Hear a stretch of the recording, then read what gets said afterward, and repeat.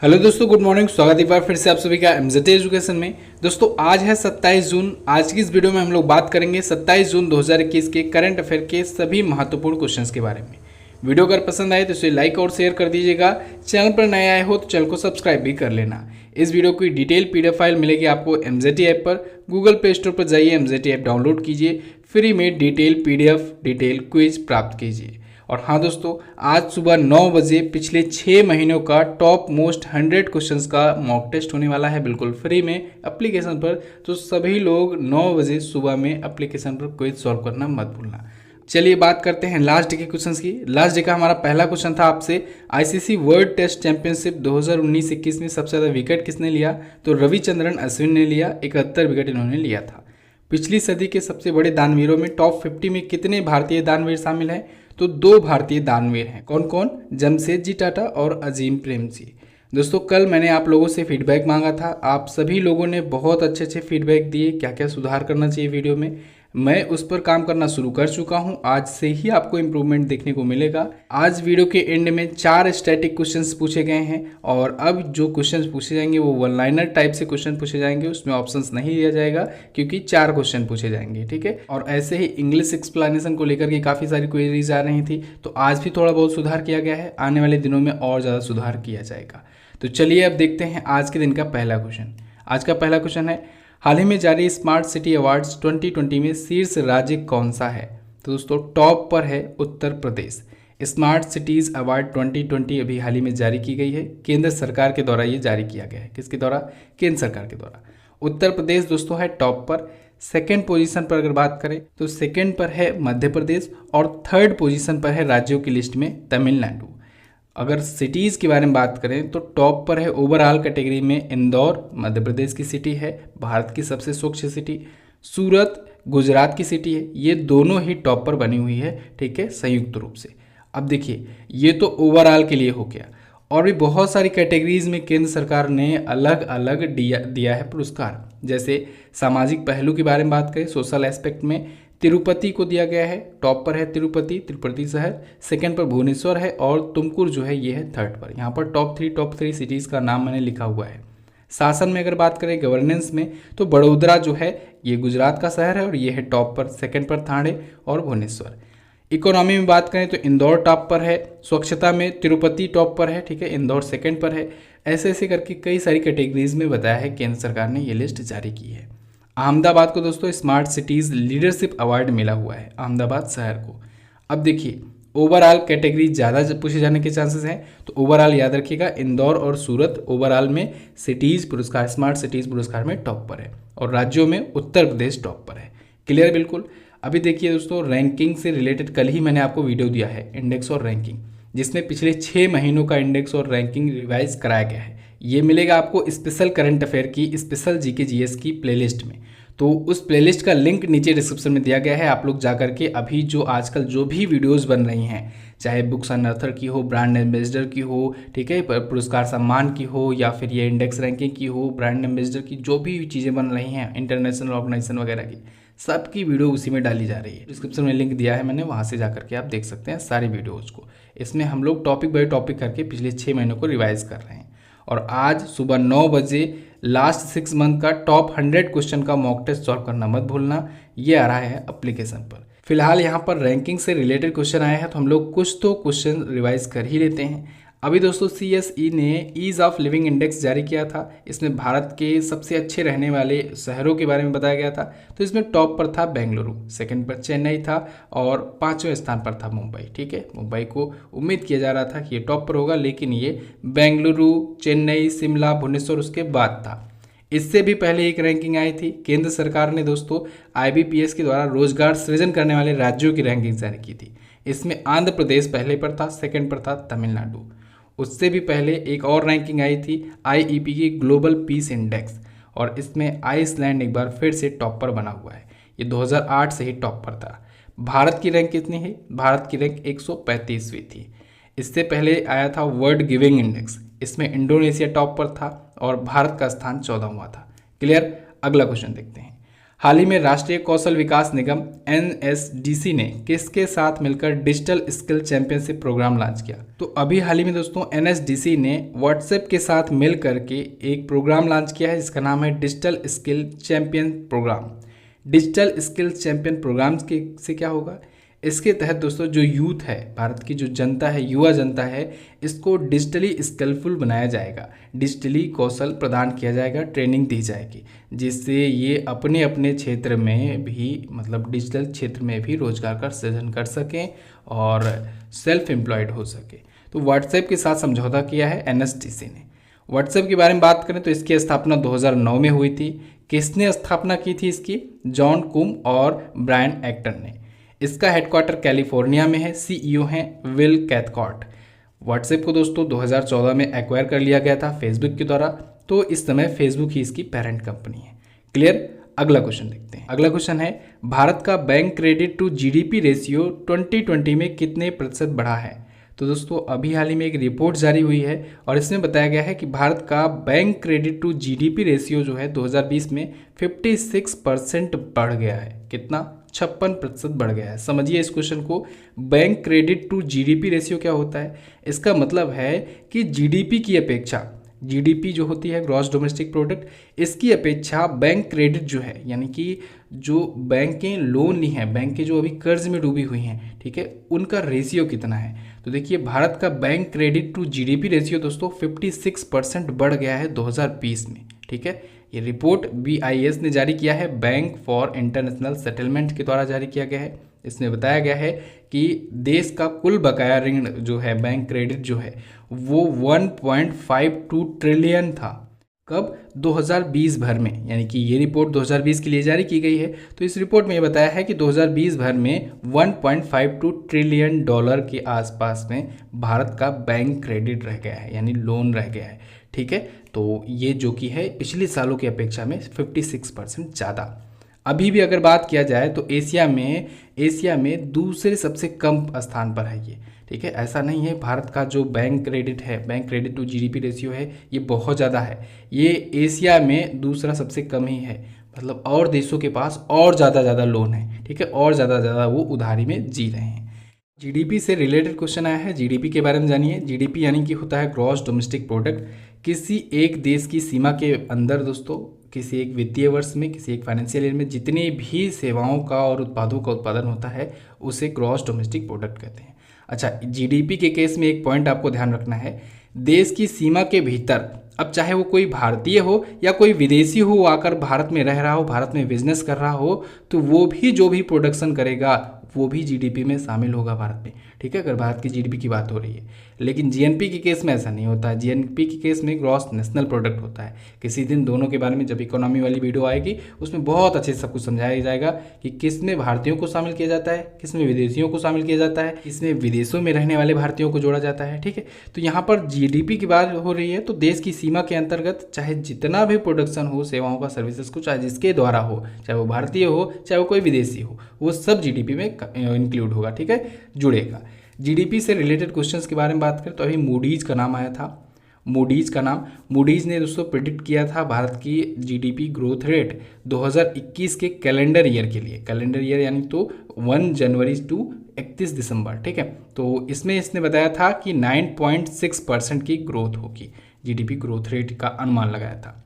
इससे पहले world bank ने अपना अनुमान बताया था, उसने बताया था कि 8.3% की दर से GDP ग्रोथ रेट होगी भारत की। ठीक है, अगला, हाल ही में माइक्रोसॉफ्ट ने ऑफिशियल तरीके से कौन सा अपना विंडोज़ लॉन्च कर दिया है?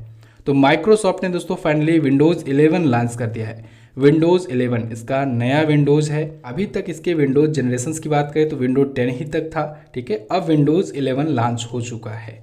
विंडोज़ 11 विंडोज 10 के 6 सालों के बाद लॉन्च हुआ है।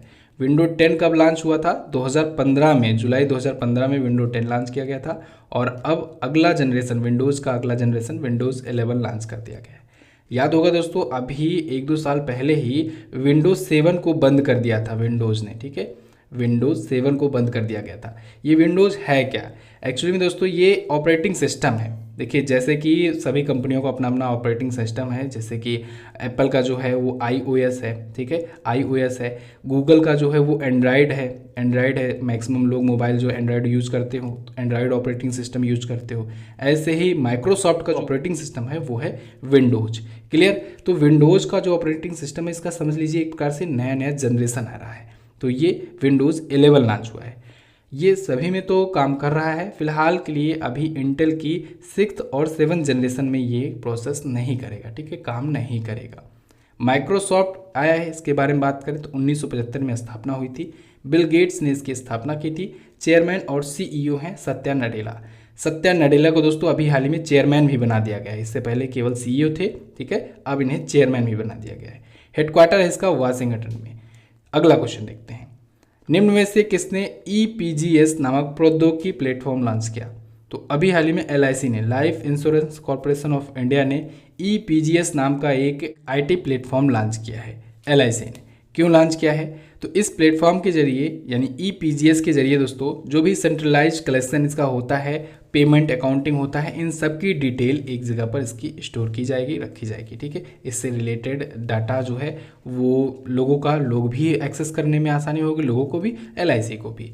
तो जो इसे कॉर्पोरेट जो कस्टमर हैं इसके LIC के, वो अपना डाटा देख सकेंगे, अपना जो भी स्टेटस है, जो भी इनका प्रोसेस होगा, जो भी स्टेटस होगा वो उसको भी देख सकेंगे, ठीक है, इस प्लेटफॉर्म के माध्यम से। तो LIC ने इसे लॉन्च किया है। LIC के बारे में बात करें तो life insurance corporation of India limited की स्थापना 1956 में हुई थी। हेडक्वार्टर मुंबई में है। चेयरमैन है MR कुमार। अच्छा, LIC दोस्तों दुनिया में अगर पूछा जाए सबसे मजबूत बीमा कंपनियों की लिस्ट में कहाँ पर आती है, तो दूसरे स्थान पर है दुनिया की सबसे मजबूत बीमा कंपनियों की लिस्ट में। और दुनिया की सबसे बड़ी बीमा कंपनियों की लिस्ट में अगर पूछा जाए तो 10वें स्थान पर आती है LIC, ठीक है। अगला देखते हैं, हाल ही में किस राज्य सरकार ने कोविड-19 परिवार आर्थिक सहायता योजना शुरू की? तो अभी हाल ही में दिल्ली सरकार ने ये योजना शुरू की है, कोविड-19 परिवार आर्थिक सहायता योजना। नाम से ही आपको लग रहा है दोस्तों कोविड-19 से रिलेटेड ये है, और परिवारों को आर्थिक मदद देने के लिए ये योजना शुरू की गई। इसके तहत क्या होगा, दिल्ली सरकार जो है, अगर कोई परिवार ऐसा है, कोई ऐसी फैमिली है जिसने अपने एक फैमिली मेम्बर को खो दिया है कोविड-19 की वजह से, तो फिर उनको 50,000 रुपये की धनराशि दी जाएगी। लेकिन अगर ऐसे परिवार हैं जिन्होंने अपने कमाने वाले पर्सन को खो दिया है, यानी कि ऐसे पर्सन को खोया है, अपने ऐसे फैमिली मेम्बर को खोया है कि केवल और केवल वही नौकरी करता था, वही जॉब करता था, उस परिवार की देखरेख करता था, ऐसे किसी व्यक्ति को खोया है, तो फिर उसको 2500 रुपये प्रतिमाह दिए जाएंगे एज ए सैलरी, समझ लीजिए एक प्रकार से, क्योंकि वही कमाता था, तो हर महीने दिए जाएंगे 2500। और इससे पहले भी आपको याद होगा दिल्ली सरकार ने बच्चों के लिए भी ऐसा ही योजना शुरू किया था कि कोविड-19 के कारण से जो बच्चे अनाथ हो गए थे, यानी जिनकी माता पिता की डेथ हो गई थी, ऐसे बच्चों की शिक्षा मुफ्त की जाएगी। साथ ही साथ 2500 रुपये दिए जाएंगे उनको 25 वर्षों तक, जब तक वो बड़े ना हो जाए, ठीक है। तो ये भी शुरू किया था किसने, दिल्ली सरकार ने। अभी दिल्ली सरकार ने दोस्तों कर्णम मल्लेश्वरी को दिल्ली स्पोर्ट यूनिवर्सिटी का पहला कुलपति नियुक्त किया है। कर्णम मल्लेश्वरी भारत में दोस्तों ओलंपिक्स में मेडल जीतने वाली पहली महिला थी। दिल्ली ने उनको सम्मानित किया, उनको पहला कुलपति बनाया दिल्ली स्पोर्ट यूनिवर्सिटी का। इससे पहले दिल्ली एक चर्चे में आया था कि जहां वोट वहां टीकाकरण कैंपेन शुरू किया था दिल्ली सरकार ने। ओके, अगला क्वेश्चन देखते हैं, हाल ही में रिलायंस जियो ने 5G टेक्नोलॉजी के लिए किस कंपनी के साथ समझौता किया? तो अभी हाल ही में रिलायंस जियो ने दोस्तों 5G टेक्नोलॉजी के लिए गूगल क्लाउड्स के साथ समझौता किया है। आपको याद होगा कुछ दिन पहले ही इसका जियो का ही कंपटीटर एयरटेल, इसने TCS के साथ साझेदारी की थी, टाटा कंसल्टेंसी सर्विसेज के साथ, इंडिया में 5G टेक्नोलॉजी के लिए। और अब रिलायंस जियो ने गूगल क्लाउड के साथ साझेदारी की है 5G टेक्नोलॉजी के लिए। गूगल क्लाउड का कैसे उपयोग करेगा रिलायंस जियो? देखिए 2 टाइप से करेगा। एक तो गूगल क्लाउड, क्योंकि आप जानते हैं यूजर बेस गूगल का बहुत ज़्यादा है, तो इसका फ़ायदा उठाएगा रिलायंस जियो, ठीक है। देश भर में जो इंटरप्राइजेज है और इसका कंज्यूमर सेक्टर है उसमें फ़ायदा उठाएगा। साथ ही साथ ये गूगल क्लाउड के स्केलेबल इंफ्रास्ट्रक्चर का बहुत ही अच्छे तरीके से बेनिफिट्स उठाने वाला है, क्योंकि इसके रिटेल बिजनेस यानी जियो मार्ट का नाम आपने सुना ही होगा। रिटेल बिजनेस में भी है ये। तो जियो मार्ट को भी और अच्छे से स्केल कर सकेगा जियो। तो ये तो जियो का फ़ायदा हुआ, डबल फ़ायदा कह सकते हैं। 5G टेक्नोलॉजी में तो है ही, जियो मार्ट के लिए भी फ़ायदा होगा। ठीक है। अच्छा, आपको याद हो 2020 में गूगल ने भी इन्वेस्टमेंट किया था रिलायंस में, और फेसबुक ने भी स्टैक खरीदा था रिलायंस में। दोनों बड़ी कंपनियां बहुत बड़ा बड़ा स्टैक खरीदी थी रिलायंस जियो में। फेसबुक के साथ क्यों समझौता किया है इसने, रिलायंस जियो ने? फेसबुक का जो प्रोडक्ट है व्हाट्सएप, इसका फ़ायदा उठाएगा और इसका भी फ़ायदा जियो मार्ट के लिए ही उठाया जाएगा। ठीक है, क्योंकि फिर वही बात, व्हाट्सएप के पास कस्टमर ज़्यादा हैं और जियो मार्ट को कस्टमर की ज़रूरत है, तो इसलिए टाइप किया गया था। रिलायंस जियो के बारे में बात करें तो इसकी स्थापना 2007 में हुई थी। रिलायंस का ही ये प्रोडक्ट है, एक प्रकार से उसकी ही कंपनी है। हेडक्वार्टर है मुंबई में, फाउंडर हैं मुकेश अंबानी जी। गूगल की स्थापना 1998 में हुई थी। इसके संस्थापक लैरी पेज और सर्जेई ब्रिन हैं। सीईओ हैं सुंदर पिचाई, भारतीय मूल के, हेडक्वार्टर कैलिफोर्निया में है। अच्छा दोस्तों, आप सबको लोग के लिए जनवरी से जून 2021 की लास्ट 6 मंथ की संपूर्ण कवरेज वाली ई बुक लॉन्च कर दी गई है। हिंदी और इंग्लिश दोनों लैंग्वेज में ई बुक अवेलेबल है। जिन स्टूडेंट को इंग्लिश में चाहिए वो इंग्लिश की ई बुक ले सकते हैं, जिनको हिंदी में चाहिए वो हिंदी की ले सकते हैं। MZT10 कूपन कोड यूज कीजिएगा, 17% का डिस्काउंट मिलेगा आपको। ठीक है, कोई भी प्रॉब्लम आती है व्हाट्सएप का नंबर दिया गया है, आप व्हाट्सएप पर मैसेज डाल सकते हैं, कॉन्टैक्ट कर सकते हैं। इसमें पूरा का पूरा सभी चैप्टर बहुत ही अच्छे से डिटेल के साथ, एक्सप्लेनेशन के साथ दिया गया है। आपका बहुत ही अच्छे से रिवीजन हो जाएगा। अगला क्वेश्चन देखते हैं। ब्रिक्स ग्रीन हाइड्रोजन शिखर सम्मेलन 2021 की मेज़बानी किसने की? तो इसकी मेज़बानी की है भारत ने। जैसे कि मैंने आपको बताया था कि इस साल ब्रिक्स सम्मेलन की मेज़बानी भारत करने वाला है, तो जितनी भी बैठक होगी ब्रिक्स की वो सब की मेज़बानी भारत ही करेगा। हालांकि भारत अभी वर्चुअली ही मेज़बानी कर रहा है, क्योंकि भारत में अभी कोविड के केसेस जो हैं दोस्तों कम तो हो रहे हैं, लेकिन फिर से कोई ना कोई नया वेरिएंट आ जा रहा है वायरस का। इसको देखते हुए भारत में कोई अभी वैसी ऑफलाइन समिट नहीं हो रही है, अभी वर्चुअल ही हो रही है। तो ब्रिक्स की ग्रीन हाइड्रोजन शिखर सम्मेलन की मेज़बानी भी भारत ने किया, वर्चुअल तरीके से ही किया। अभी कुछ दिन पहले ही याद हो आपको कि राष्ट्रीय सुरक्षा सलाहकारों की बैठक हुई थी ब्रिक्स के, तो उसमें अजीत डोभाल जी भी शामिल हुए थे। ठीक है, तो वो राष्ट्रीय सुरक्षा सलाहकारों की यानी NSAs की बैठक थी, और ये है ब्रिक्स की ग्रीन हाइड्रोजन पर शिखर सम्मेलन। इसमें क्या होगा? इसका उद्देश्य ये है दोस्तों कि टेक्नोलॉजी, इफिशियंसी, फाइनेंशियल वैल्यूएबिलिटी और एक्सटेंशन ऑफ टेक्नोलॉजी, इसके मामले में ग्रीन हाइड्रोजन को कैसे बढ़ावा दिया जा सके, कैसे कार्बन मुक्त बनाया जा सके, इसके बनाने के प्रयास में काम किया जा सके। ब्रिक्स कंट्रीज इस पर एक समिट किए हुए हैं। इसका संचालन किया है NTPC ने। NTPC आप सबको पता है दोस्तों, महारत्न कंपनी है भारत की, national thermal power corporation India limited, 1975 में स्थापित हुई थी, और इसके गुरदीप सिंह जी इसके महानिदेशक हैं, और इसका हेडक्वार्टर नई दिल्ली में है। ठीक है, NTPC के बारे में, महारत्न कंपनियों के बारे में आपको वीडियो दी गई है, तो आप लोग देख सकते हैं। 10 महारत्न कंपनियां हैं वर्तमान में। ब्रिक्स के बारे में यहाँ जान लेते हैं। 2006 में स्थापित हुई थी। पहली समिट इसकी 2009 में हुई थी। पहली समिट कहाँ पर हुआ था, यानी किसने होस्ट किया था? रसिया ने किया था। 2010 में, यानी 2009 के बाद 2010 में ही इसमें साउथ अफ्रीका जुड़ गया। इससे पहले ये ब्रिक हुआ करता था। ठीक है, ब्रिक हुआ करता था, लेकिन साउथ अफ्रीका 2010 में जब जुड़ा तो हो गया ब्रिक्स। तो इस प्रकार से 5 इसमें मेंबर कंट्रीज हैं। 5 मेंबर कंट्रीज का नाम देखिए, ब्राज़ील, रसिया, इंडिया, चाइना और साउथ अफ्रीका। यहाँ पर नीचे लिखा हुआ है, इसको देख सकते हैं। ब्रिक्स पर भी मैंने आपको वीडियो दी हुई है, ब्रिक्स का पूरा इतिहास उसमें बताया गया है, तो आप देख सकते हैं। आपको कोई भी वीडियो आपके माइंड में आया करे कि जिस पर लगा करे कि हमें इस पर वीडियो चाहिए और इस चैनल की वीडियो चाहिए, तो आपको करना क्या है, उस वीडियो की टॉपिक का नाम लिखना है, आगे वीडियो के टाइटल में ही MZT एजुकेशन लिख देना है, आपको वीडियो मिल जाएगी। चलिए अगला देखते हैं।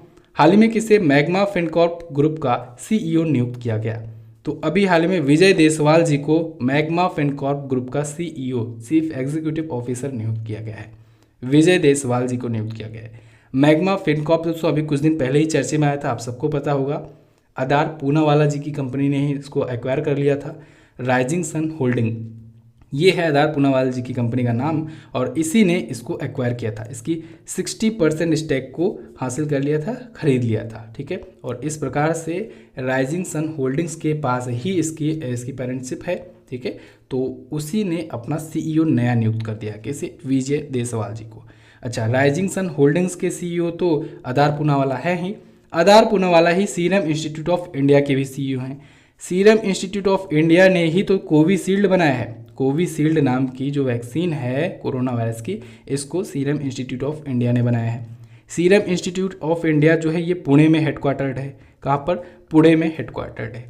अच्छा, जब भी वैक्सीन का नाम आए आप लोग कोवैक्सीन को जरूर याद रखिएगा, भारत की वैक्सीन है कोवैक्सीन। इसको किसने बनाया है? इसको भारत बायोटेक ने बनाया है, भारत बायोटेक ने बनाया है। और भारत बायोटेक के सीईओ कौन है? कृष्णा इला है। कौन है? कृष्णा इला, ये भारत बायोटेक के सीईओ हैं। क्लियर बिल्कुल। अगला क्वेश्चन देखते हैं। हाल ही में किस देश के पूर्व राष्ट्रपति बेनिग्नो एक्विनो का निधन हो गया? तो अभी हाल ही में फिलीपींस के पूर्व राष्ट्रपति बेनिग्नो एक्विनो का निधन हो गया है। ये 2010 से 2016 तक फिलीपींस के प्रेसिडेंट थे और ये 15वें राष्ट्रपति के रूप में काम किए थे। काफ़ी दिनों से बीमार चल रहे थे, अब इनका निधन हो गया है। ये दोस्तों वहाँ पर राष्ट्रपति कोराजोन एक्विनो के पुत्र थे और ये PNI और नोएनाय के नाम से भी जाने जाते थे। PNI नोएनाय इनका उपनाम कह दीजिए एक प्रकार से, ठीक है। फिलीपींस लैंग्वेज में इनको बुलाया जाता था इस भाषा, इस नाम से। इनको टाइम मैगजीन ने भी 2013 में कवर किया था टॉप 100 सबसे प्रभावशाली लोगों में से एक के रूप में। तो इनका अभी हाल ही में हो गया है निधन। चलिए बात करते हैं फिलीपींस की। तो वर्ल्ड मैप में देखिए दोस्तों, सबसे पहले ये रहा अपना प्यारा भारत। यहाँ से आप लोग आएंगे इधर साउथ ईस्ट की तरफ, ठीक है। तो यहाँ पर इंडोनेशिया, मलेशिया वगैरह पार करेंगे तो यहाँ पर आपको दिख जाएगा फिलीपींस। ये जो कंट्री है, ये सभी द्वीपों का जो समूह है, ये है फिलीपींस, ठीक है। इधर देखिए साउथ चाइना सी है, इधर फिलीपींस सागर है। तो ये जो कंट्री है ये है फिलीपींस। यहाँ की राजधानी यानी कैपिटल होती है दोस्तों मनीला। और मनीला में क्या है? मनीला फिलीपींस में ही तो ADB का हेडक्वार्टर है, एशियन डेवलपमेंट बैंक का हेडक्वार्टर है, ठीक है, मनीला फिलीपींस में। जिसके उपाध्यक्ष कौन है? अशोक लवासा जी इसके उपाध्यक्ष बनाए गए हैं, जो कि भारत के पूर्व चुनाव आयुक्त थे। अब देखिए फिलीपींस पर आ जाते हैं। इसके प्रेसिडेंट वर्तमान में कौन है? इसके प्रेसिडेंट है रोड्रिगो दुतर्ते। कौन है? Rodrigo Duterte. यहाँ की करेंसी क्या होती है? Philippine peso. क्या? फिलीपीनी पेसो होती है यहाँ की करेंसी। क्लियर? तो बस दोस्तों ये तो थे आज के दिन के टॉप 10 करंट अफेयर के क्वेश्चंस। आई होप आपको वीडियो पसंद आई होगी। वीडियो अगर पसंद आई है, वीडियो को लाइक और शेयर जरूर कर देना। अच्छा हाँ दोस्तों, बहुत से लोग कह रहे थे क्वेश्चंस कम हैं। देखिए मैं कल प्रयास कर रहा था आपको 12 क्वेश्चन देने की, लेकिन देखा 2 से 3 क्वेश्चन ऐसे थे जिनको बताने का कोई मतलब था नहीं।